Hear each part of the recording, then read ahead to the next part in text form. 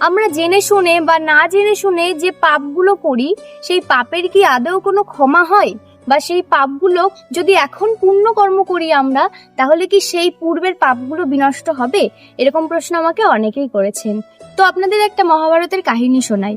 যখন মহাভারতের যুদ্ধের পর ভগবান শ্রীকৃষ্ণকে ধৃতরাষ্ট্র বলেছিলেন, হে কৃষ্ণ, আমি কি এমন পাপ করেছিলাম যে কারণের জন্য আমাকে শত শত পুত্র হারাতে হলো? তখন ভগবান শ্রীকৃষ্ণ ধৃতরাষ্ট্রকে কি বলেছিল জানেন?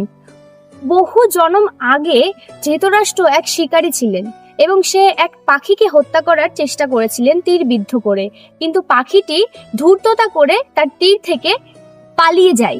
তখন সেই শিকারী রূপে ধৃতরাষ্ট্র খুবই ক্রোধান্বিত হয়ে পড়ে এবং সেই পাখিটির 100টি সন্তান ছিল, সেই ছোট ছোট সন্তানগুলিকে ক্রোধান্বিত হয়ে ধৃতরাষ্ট্র রূপী শিকারী হত্যা করে। এই পাপের কর্মফলে কিন্তু ধৃতরাষ্ট্র দাপর যুগে তার 100 সন্তান হারিয়ে সেই কর্মফল পেল। কিন্তু ওই শিকারী জেনে শুনে ইচ্ছে করে ওই 100টা পাখির ভ্রূণকে হত্যা করেছিল, সেই কারণের জন্য অবশ্যই কিন্তু সেই শিকারীকে নিজের কর্মফল ভোগ করতে হলো।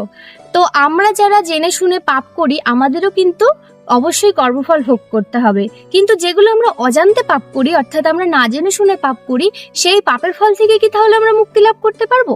অবশ্যই পারবো।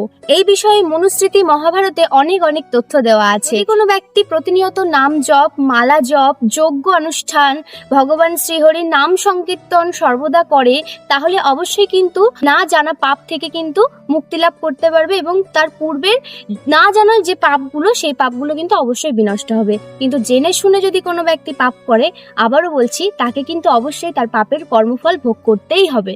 হরে কৃষ্ণ, হরি বল।